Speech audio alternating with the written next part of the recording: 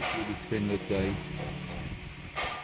So kailangan natin bakasan to, tambong yan. So una, ito ang tatanggalin natin. Sa kabila rin. Tapos dito sa may gauge, kailangan matanggalin.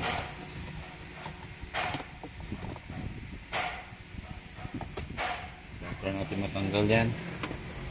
May dalawang tornilyo dyan guys. Ayan. Tapos dito. So natanggal na natin yan guys. Tapos ito. Ayan. Tapos yung dalawa dito guys. So ito yun guys. Tanggalin muna natin ito. Tapos lapin natin ito.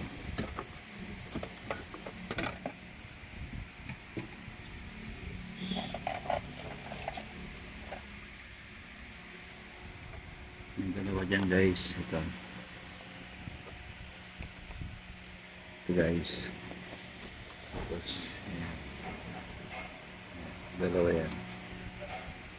Check. Tanggalin natin. So kailangan ingatan natin ito. Ayan. Medyo matigas.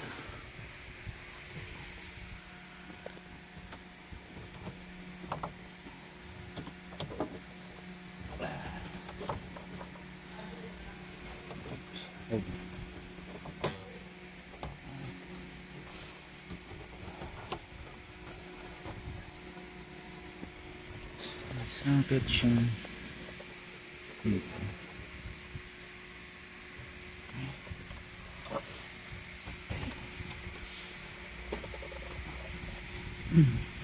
Isa.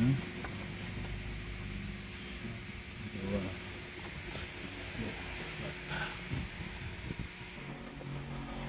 Gauge naman guys, wala naman problema eh. Yeah, so ito lang may problema.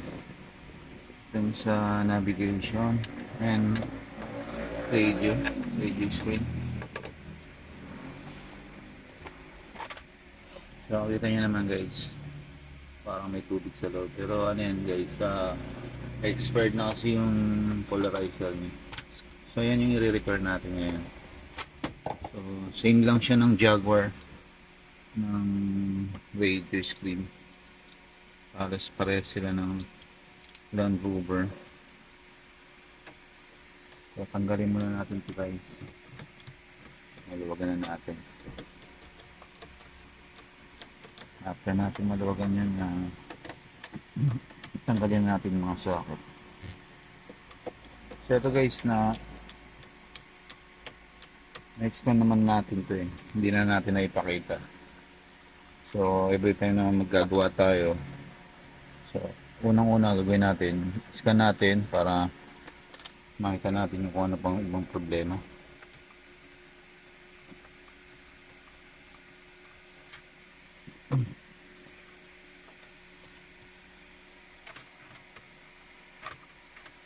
Ayan guys, tanggalan natin ito.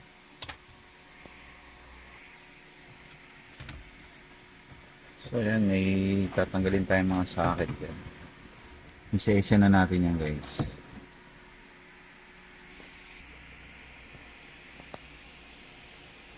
So isa-isa na natin guys.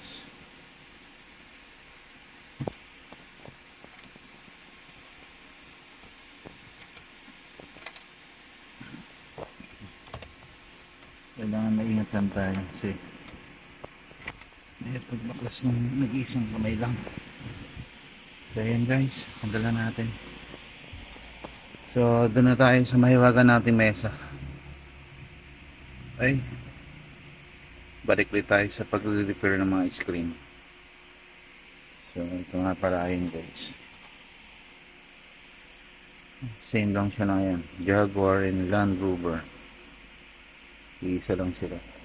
Gawa siya ng Bosch.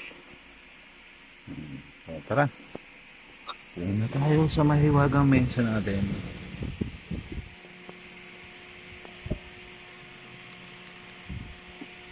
Okay.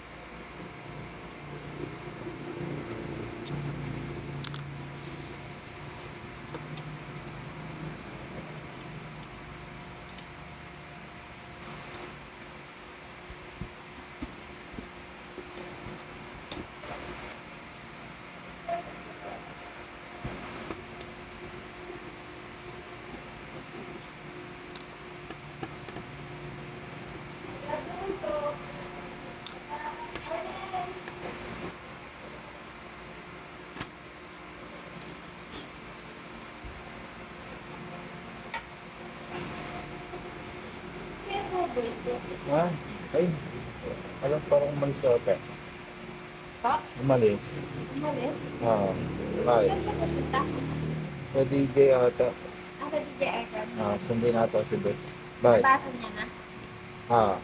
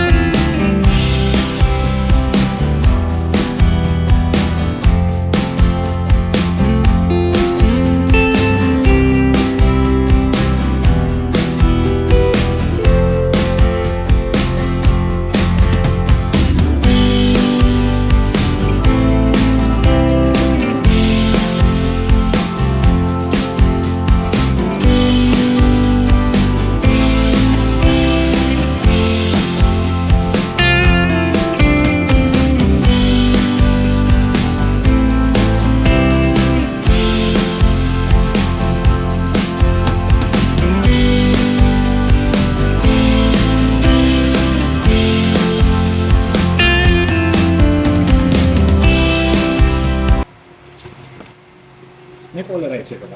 meron. Thank you. Magkabila yan. Magkaiba to eh, 90 tsaka 0. Sa Jaguar ba? Ganun din. Oh. Saan ba yung huli natin 90 at saka 0 din? Ano, yung BM. Audi, hindi ba Audi? Audi. Audi yung Audi. 0 at saka 9.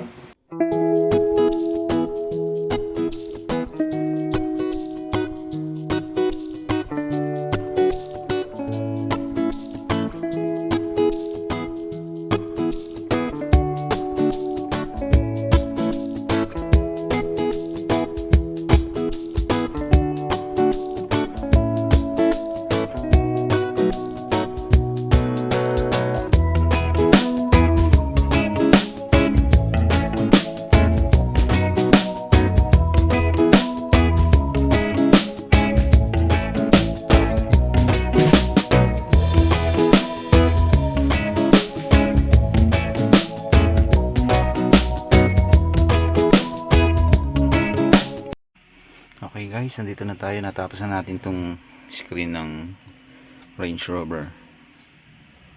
So, kabitan natin guys. Para makita natin kung okay ba siya. Okay, tara. So ayan guys, nakabitan natin yung mga tinanggal natin socket sa loob. Ayan. Buuin na natin to guys.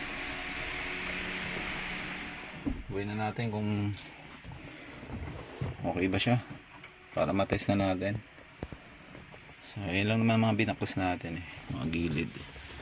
So pinakita ko naman nung yung pagbaklas natin yan, kita naman yan. Yun. Tara, tuloy na natin.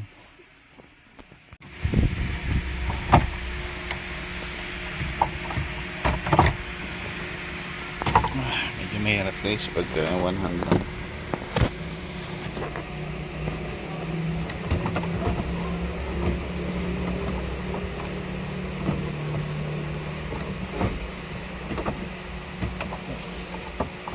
I forgot guys. I forgot.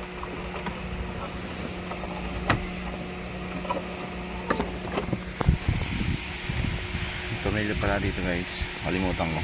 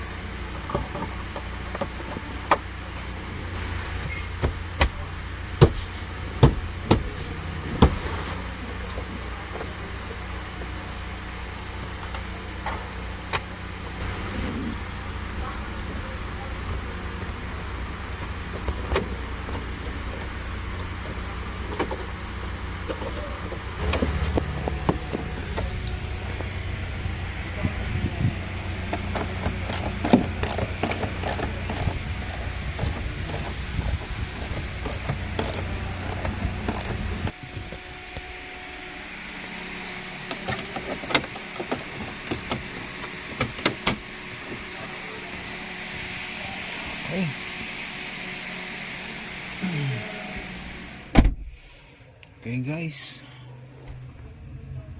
tapos na natin i-assemble ulit.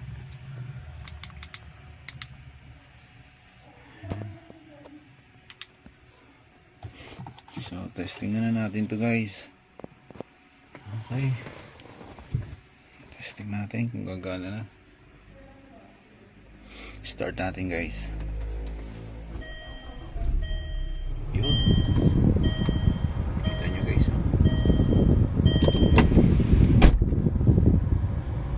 ayos.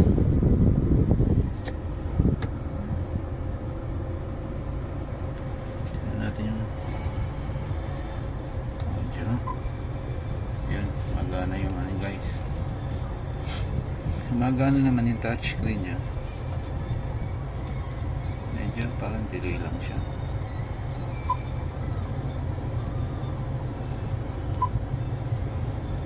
Okay naman. Kuha niya yung kulay niya guys. Okay guys, natapos na naman natin ang isang Land Rover, Range Rover Evoque. So ayan, ligpit na tayo guys. Maraming salamat sa panonood. At ayun nga guys, natapos na natin ang isang Range Rover Evoque. So isang customer na naman ang ating mapapangiti nito guys.